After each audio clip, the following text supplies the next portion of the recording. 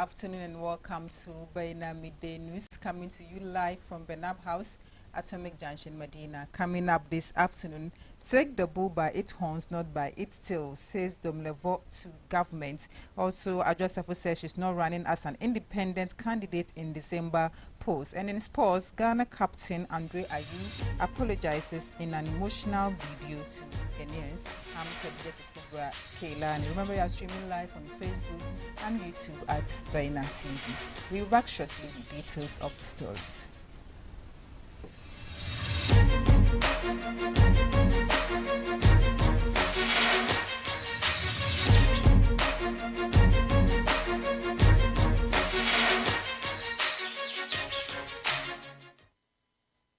Thank you for staying with us. Former Auditor General Daniel Dumlevo has identified the key obstacles that are hindering Ghana's efforts to achieve a corruption-free system.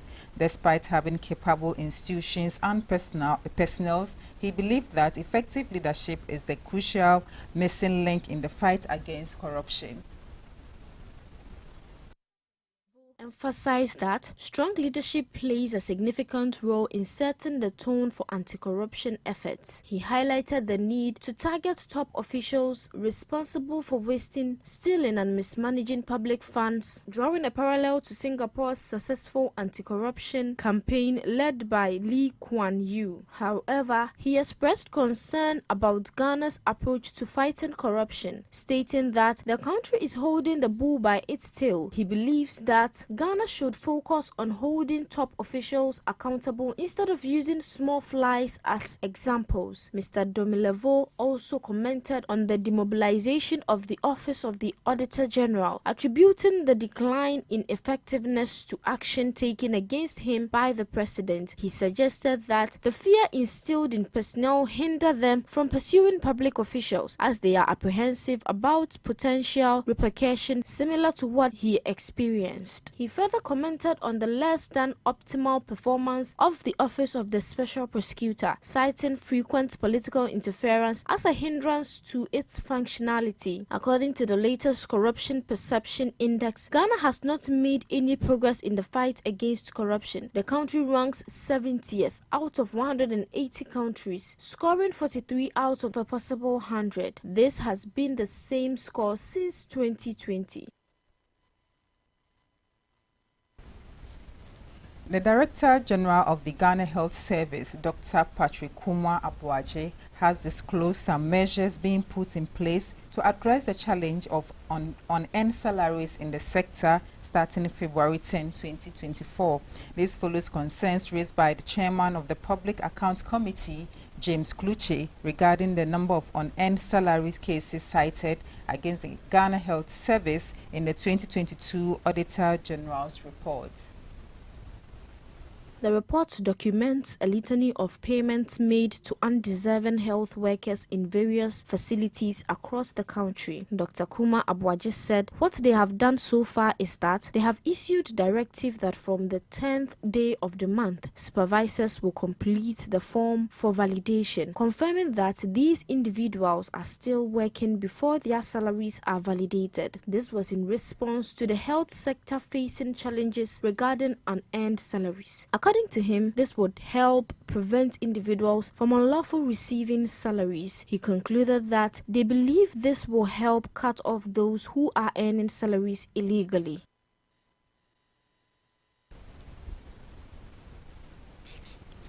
Extensive dialogue will be held with organized labor and other key stakeholders in the coming weeks on the VAT on electricity, the Ministry of Finance has said. The stakeholders dialogue, as stated by the Finance Ministry in its statement dated January 30, 2024, is aimed at ensuring stakeholder buy-in. Organized labor has kicked against the government's implementation of the VAT on electricity consumption by residential customers. The Ministry of Finance has noted the concerns of organized labor on the implementation of VAT on the consumption of electricity by residential customers. Extensive dialogue will be held with organized labor and other key stakeholders in the coming weeks to ensure stakeholders buy-in. The Finance Ministry appealed to organized labor, the Electricity Company of Ghana, and the Northern Electricity Distribution Company (NEDCO) to exercise restraint to facilitate constructive dialogue towards a quick resolution of the impasse. In a letter dated January 1st, Finance Minister Ken Oforiatta directed the Electricity Company of Ghana and the Northern Electricity Distribution Company to implement the VAT, aiming to raise revenue for the COVID-19 recovery program.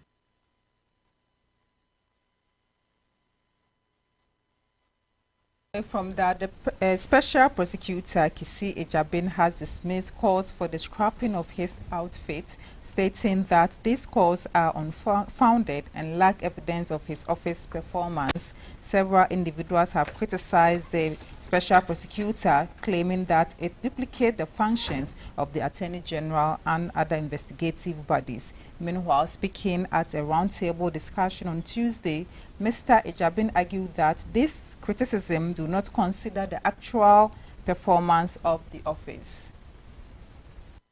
Those calling for the scrapping of the Office of Special Prosecutor includes an economist with UDS, Dr. Michael Ayamga Adongo, who argues that the OSP is making a mockery of fighting corruption and corruption-related offences. However, others also refute the call, including former legislator Inus Hussaini, who even criticized the attempts by these critics to downplay the importance of the Office of the Special Prosecutor in the fight against corruption. He stated that after an examination, it was found that the calls to scrap the OSP were baseless and did not have any supporting evidence. He said they had calls a lot of the time from very high places that the OSP should be scrapped and that it serves no useful purpose. On another score, there have been several attempts to discredit the office and its principal officers unfairly and unjustly, alongside formidable resistance and pushback. He added that a careful examination of the reasons for the calls to do away with the OSP suggests that they were made without reference to the actual performance of the office in the 6 years of existence, and that the calls are born out of many of the teething challenges confronting the establishment of the office. Despite facing resistance and pushbacks, Ejabin maintained that the OSP serves as a useful purpose in the fight against corruption.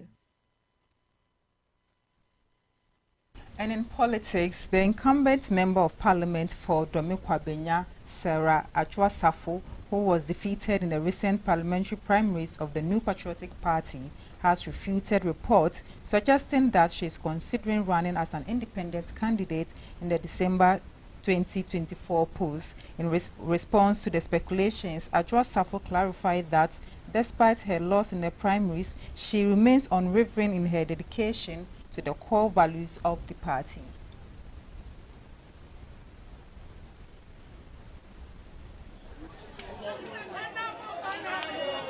Ajwa-Safo reiterated that she has no intention whatsoever of running as an independent candidate in the upcoming December 7th, 2024 presidential and parliamentary elections and is not going to do so at any point in future. She said despite the setback and outcome of the parliamentary primaries in Domikwabenya, she is going to remain committed to the shared values of the New Patriotic Party and the party's quest to break the eight with His Excellency Dr. Mahmoud Bawumia. She went further to express her willingness to collaboratively work with the leadership of the party in the constituency to maximize the party's votes in both parliamentary and presidential elections. The Domikwabenya MP expressed her appreciation to the polling station executives for allowing her to serve her constituents for 12 years. She also assured the party that in the remaining months up to when she hands over to her successor, she would continue to work hard to serve the interest of the people and the party at large.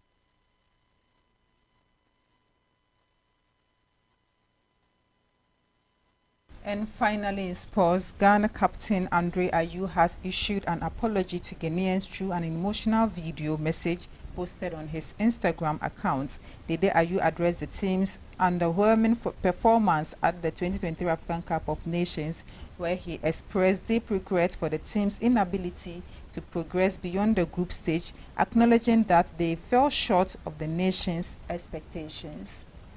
In his candid message, Ayew took full responsibility as the team's captain, admitting that the players should have delivered better results. He emphasized that the team's super showing was not due to a lack of effort or dedication, but rather a series of unfortunate events that can occur in the unpredictable world of football. Despite the setback, Ayew maintained optimism about the team's future, expressing confidence that they would bounce back stronger. He dispelled retirement results, reiterating his unwavering commitment to the national team. Hi everyone.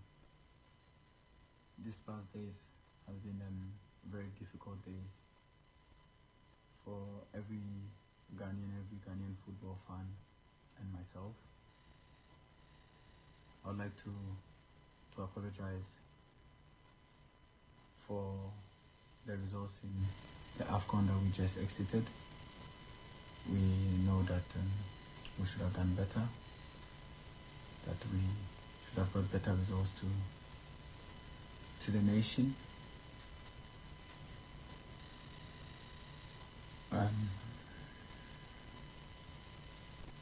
As the captain of the squad, I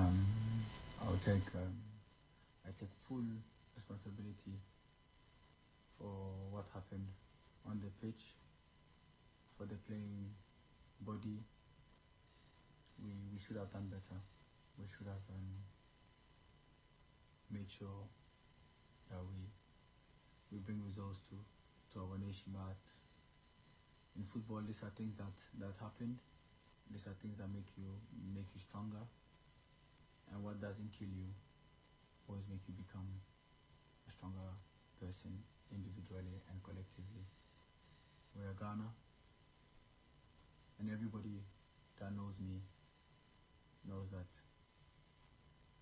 I'm never going to give up, meaning we are never going to give up. We are going to rise and shine again. We are going to do this as a family. I'd like to apologize again and show our remorse. We understand the anger, the backlash, everything that came to us. We take it and we'll make sure that we put our flag back where it belongs. Thank you very much, and may God bless our homeland Ghana. Ayew made 2 appearances at the AFCON, equaling the tournament appearance record.